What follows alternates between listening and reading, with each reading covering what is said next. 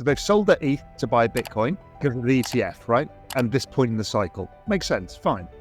Then, what is everybody going to do after the Bitcoin ETF is announced? This is Bitcoin outperforming the NASDAQ.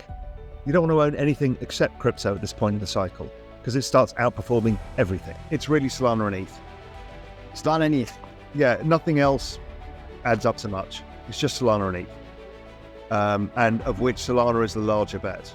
I haven't held much Bitcoin for a while because, I look at this in terms of network effects, and my view is that more things are being built on Ethereum. It's a richer, deeper network, more use cases, and over time, I think the value of the Ethereum network will be more valuable than the Bitcoin network, unless something changes. Now, ordinals and stuff like that, maybe, let's see.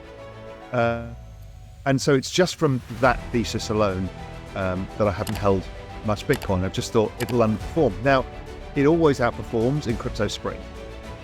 The least risk asset in that space always outperforms at first. Then what happens as spring turns into summer, you start getting outperformance of alts, and particularly the large alts first, and then the smaller alts later. So there's nothing unusual about what's going on. I'm also very interested to see the chart of ETH Bitcoin, kind of long-term weekly chart. It's been a very interesting, that to me is an incredibly interesting chart because I actually draw the wedge coming up from 2017 low through the 2020 lows. This is what I'm really interested in. This is right. This is a massive wedge pattern. And we're putting in the stuff that I look at, DeMark indicators, everything else. They're suggesting the low comes this week, next week, the week after. So I'm thinking that the narrative around ETH is going to be wrong. It's going to catch people offside. People have basically, because there's been no new money in the space, so they've sold their ETH to buy Bitcoin. Okay. Because of the ETF, right? And this point in the cycle. Makes sense, fine. Then what happens is the ETF is announced. What is everybody going to do after the Bitcoin ETF is announced? Every trader is going to switch their bet from Bitcoin to ETH. And that changes the dynamic. Now, ETH has been kind of, as I said, struggling around a bit.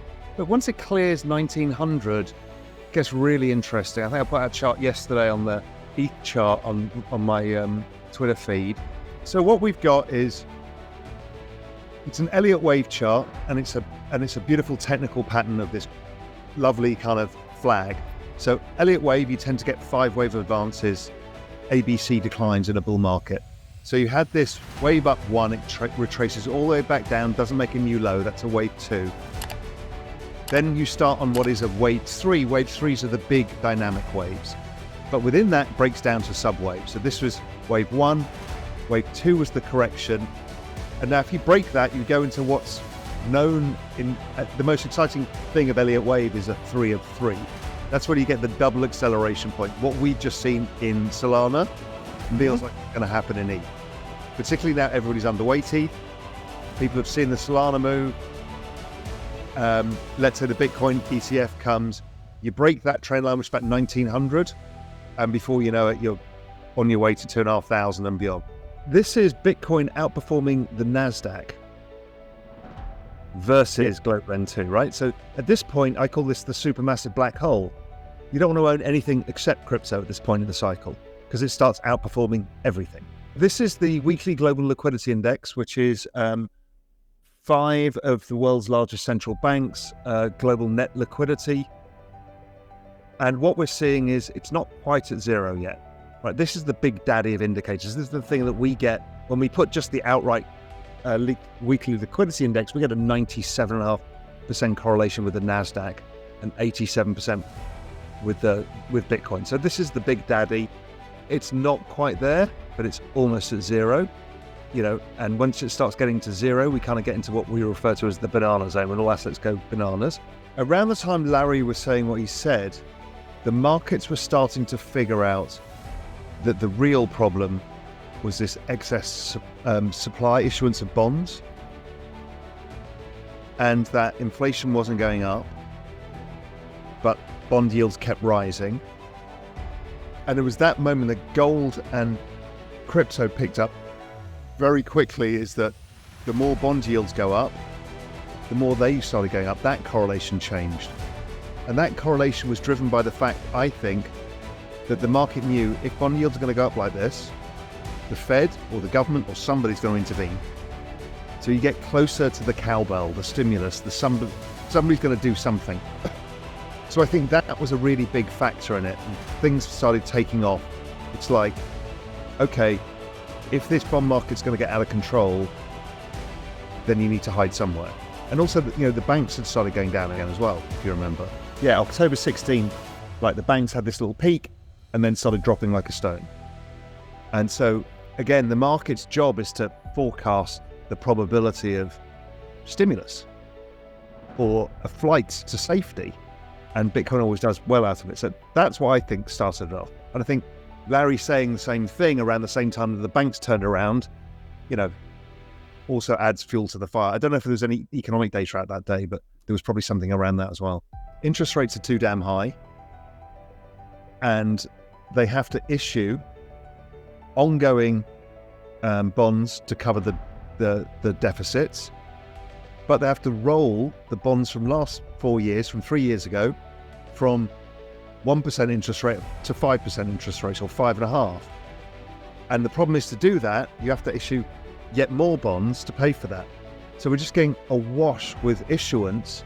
And this has been my argument about the everything code, is that there is no way governments can issue bonds at 5% interest when you're 100% of GDP in debt, because there's not enough economic growth to cover it. So the central bank has to buy it. And what's happening is, here we are pushing the central bank to buy it. Now, whether Janet's doing that on purpose is like, Jay, you're going to have to take this. But I think there's a game being played, is like, okay, we'll show the stress, we'll create the stress, we need to cut rates, we can roll this debt at lower levels. And if we can find the right excuse, like a recession, we can push it onto the Fed balance sheet. So if you go back to 2008, everybody got the get out of jail free card of 0 interest rates. So nobody had to pay interest on their debt. That was like a gift, right? 0 interest rate. Every government refunded at 0, but for some weird reason, they did it between 3 and 5 years. That 3 and 5 year debt cycle just keeps rolling over. It's exactly the Bitcoin halving cycle. It's exactly the economic cycle. It's exactly the US election cycle. They're all the same thing. It's this super cycle, this everything code. And we're into that point of the cycle now where the balance sheet should start rising to cover the debts from the previous cycle. If that trend line continues to break, banks are up strongly today because the yields have gone down again. If the banks break, then we know they're just going to hit the accelerator button to all of this stimulus. Banks are broken here. Now, this is a long-term chart. This could take years to play out, or it could happen overnight. You just don't know. I mean, look how fast it happened in 2007-8. But this is the Larry Fink thing, right? Something is broken, and you need a safe haven. And I lived through exactly this in Europe in 2012, when we almost lost all of our banking system. And Cyprus, everyone had their money taken out of their accounts. That's when I discovered Bitcoin, because I realized you needed to have a way of holding assets outside that wasn't gold, which is not the easiest asset to move around.